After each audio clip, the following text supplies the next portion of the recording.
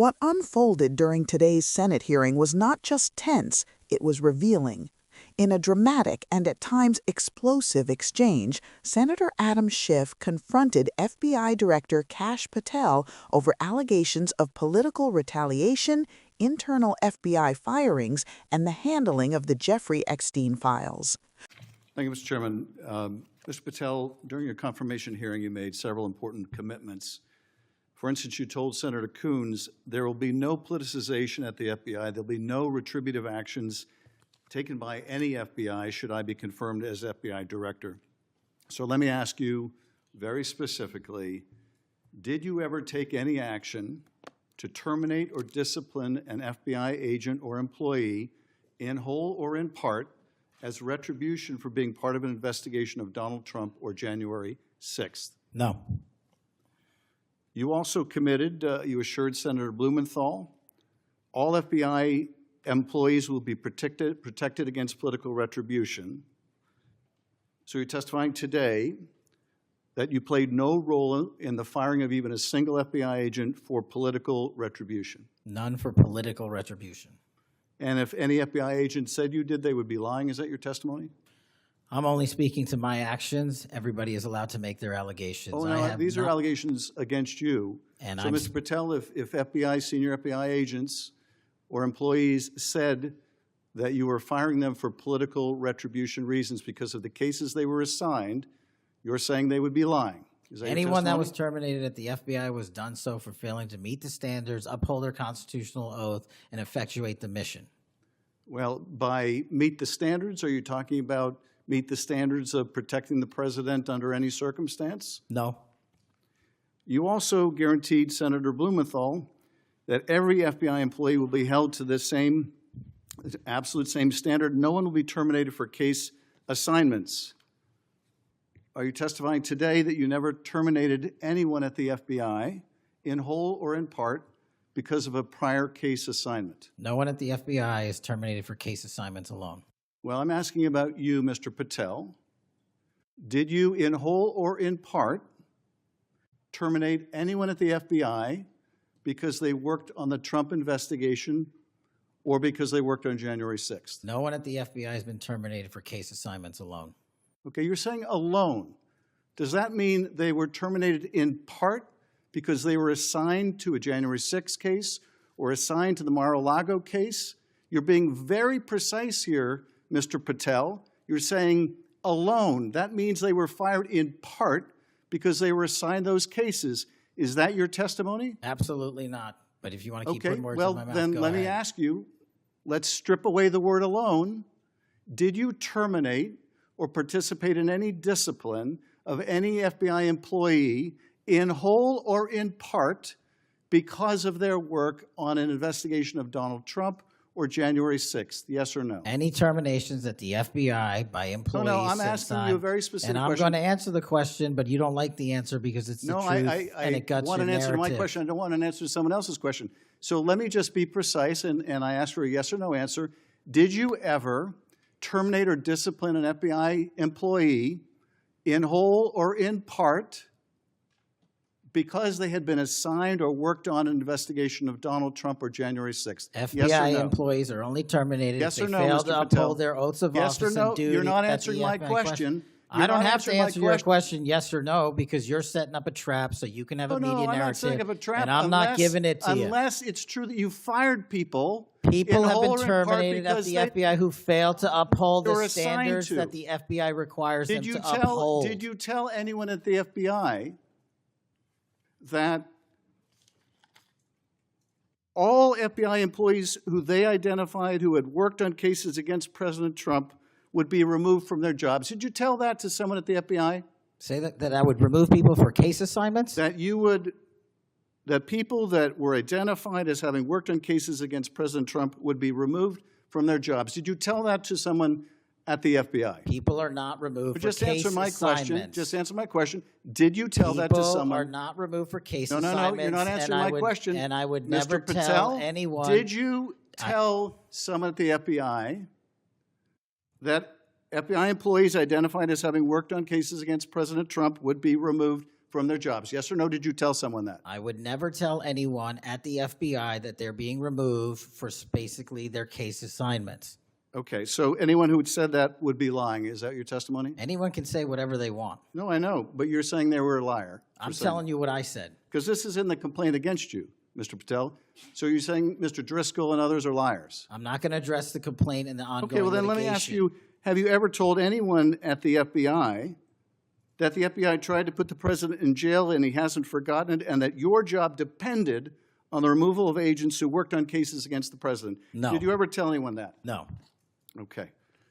Did you ever tell anyone that you knew these summary firings you were undertaking were illegal, likely illegal, and that you would be sued and later deposed? Did you ever tell anyone that? No firings at the FBI or terminations were done for anything other than justified Did you ever cause. tell anyone that, Mr. No, Patel? Why don't you no answer my question? terminations at the FBI were ever done in my tenure for anything other than failing Did you ever to tell uphold anyone their that, oath of Mr. Patel? You willing to office answer or the their- question? The FBI. I guess I you're have not willing to answered answer the it. question. So let me move on. Let me Repeatedly. move on to the Epstein files. You said you're the most transparent FBI director in history, so I'm going to put you to the test. In 2024, you were asked by Glenn Beck about Epstein's Black Book.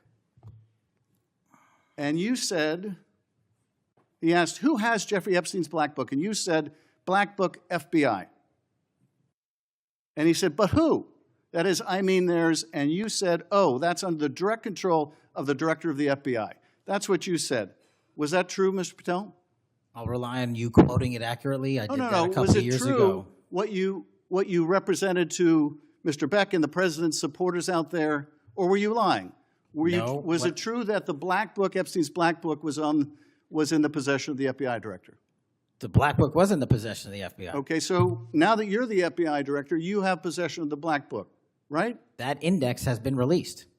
So you have Jeffrey Epstein's Black Book? What is known as Jeffrey Epstein's Black Book has been released by us. And you released it. And let me follow up on Senator Kennedy's question, because he asked you, and I'll be very precise here.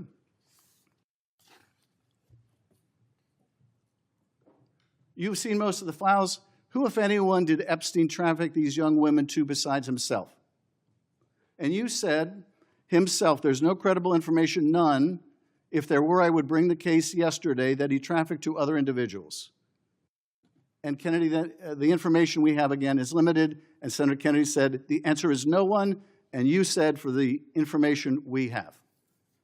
So is it your testimony today that in all the Epstein files, that Jeffrey Epstein trafficked no one to anyone but himself? Is that your testimony, Mr. I never Patel? said Jeffrey Epstein didn't traffic anyone else. Did he traffic any young woman to someone other than himself? That was Mr. Kennedy's question, And I Senator Kennedy's said question. the information that 3 administrations have had access to I'm have asking made you- determinations that there are no investigative leads that were credible to prosecute and investigate any others. I'm Well, specifically I'm asking stating you whether we it's were your working on. testimony today.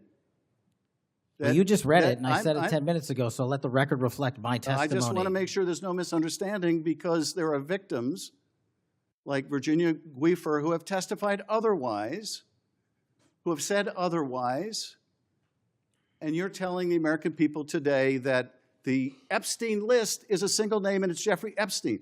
That's what we're to believe? That's not what I'm saying. That's what you're saying, and Well, you let can me- say let me whatever ask you want. Let me ask you this. When Todd Blanche went to interview Ghislaine Maxwell, she said, but did I think these guys were coming for that? I really don't. If you met Epstein, there's no way that this cast of characters, of which it's extraordinary, and some are in your cabinet, who you value as your co-workers, and you know would be with him if he was a creep or because they wanted sexual favors. A man wants sexual favors, he will find that. They didn't have to come to Epstein for that. And the next question Todd Blanche, the president's former criminal defense lawyer, asked is not who in the cabinet, who are you referring to? His question is, so when's the last time you think you were with Mr. Epstein when he got a massage?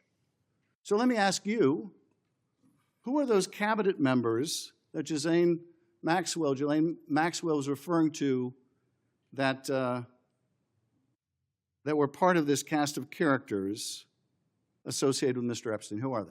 The Deputy Attorney General took the aggressive step that no one else did and interviewed Miss Maxwell for I'm 2 asking you, days, who and are we the released who are the the cabinet entirety members? of that Who are the cabinet transcript. members? I do not have that transcript in front of me. You're picking it piecemeal. The American public can read the entirety of that. Let me ask you one last question, because you clearly won't tell us the cabinet members associated with Mr. Epstein. Let me ask you one last question. And that is, right after she gives this testimony in front of an FBI agent, among others, she's transferred to a minimum security prison not suitable for a sex offender like herself.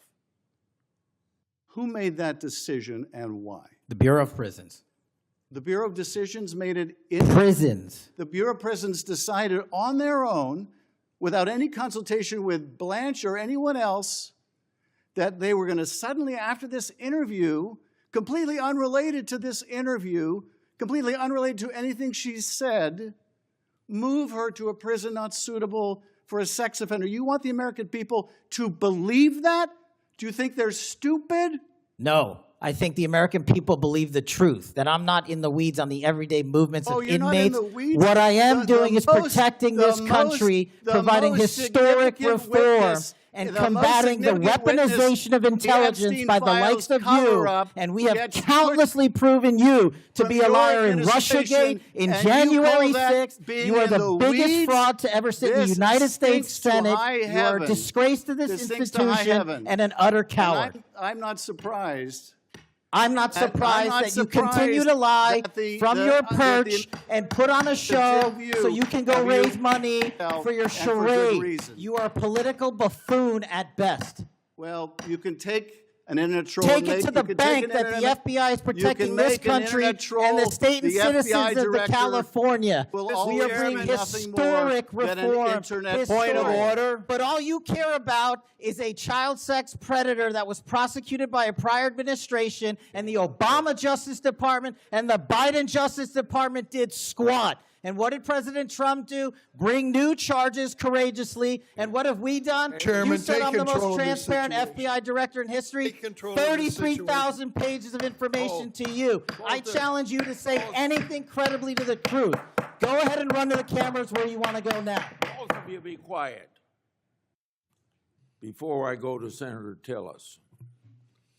What began as a methodical line of questioning quickly escalated into one of the most combative moments seen in a confirmation-era hearing in years.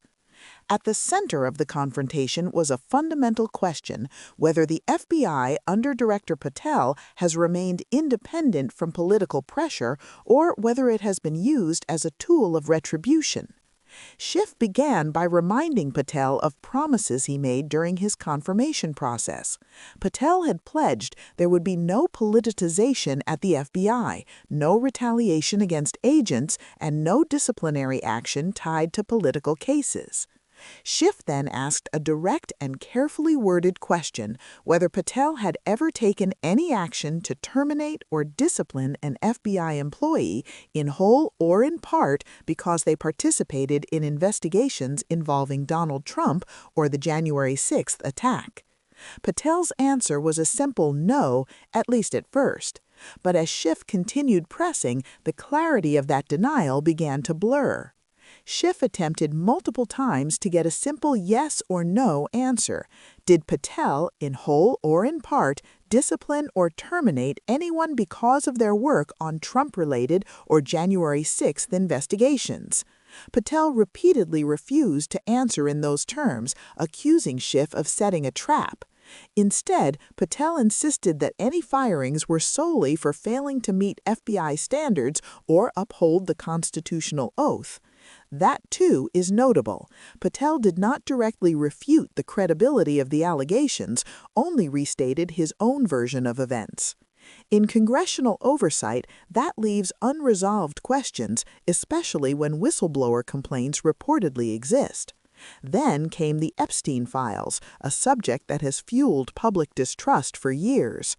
Schiff reminded Patel of a 2024 interview in which Patel stated that Jeffrey Epstein's so-called Black Book was under the direct control of the FBI director. Schiff asked plainly whether that statement was true. Patel confirmed it was. When pressed further on whether he currently possesses Epstein's Black Book, Patel said what is known as the Black Book has been released, referring to an index rather than raw materials. This distinction matters because the public has long suspected that additional unredacted or unreleased information exists, particularly regarding potential associates or beneficiaries of Epstein's trafficking network. Schiff then turned to one of the most sensitive questions of the entire hearing. If Epstein trafficked young women, who were they trafficked to? Patel's answer was stark. He said that across 3 administrations, there were no credible investigative leads sufficient to prosecute or even investigate others beyond Epstein himself. Schiff challenged this directly, citing victim testimony that suggests otherwise. The hearing took another dramatic turn when Schiff referenced Ghislaine Maxwell's statements during an interview conducted by the Justice Department. Maxwell allegedly alluded to a group of powerful individuals described as a cast of characters, some of whom she suggested held government positions. Schiff asked Patel directly which cabinet members Maxwell was referring to. Patel did not answer the question. Instead, he pointed viewers to the released transcript, stating the public could read it for themselves. That response, while technically transparent, avoids accountability. If the information is already public, naming names would not reveal classified material. The refusal reinforces the perception that powerful figures remain insulated from scrutiny. The final flashpoint came when Schiff questioned the timing of Maxwell's transfer to a minimum security prison shortly after her interview. Patel said the decision was made by the Bureau of Prisons and denied any involvement. Moments like this matter because they reveal how strained the relationship has become between congressional oversight and federal law enforcement leadership. They also show how deeply politicized trust in institutions has become. This was not just a clash of personalities, it was a confrontation over the rule of law, accountability, and whether Americans can trust that justice is applied evenly regardless of power or politics. If you value deep, explanatory coverage that goes beyond the shouting, make sure to subscribe. We will continue following the implications of this hearing, any potential investigations that arise from it, and what it means for the future of the FBI and public trust in government. Thank you for watching, and we will see you next time.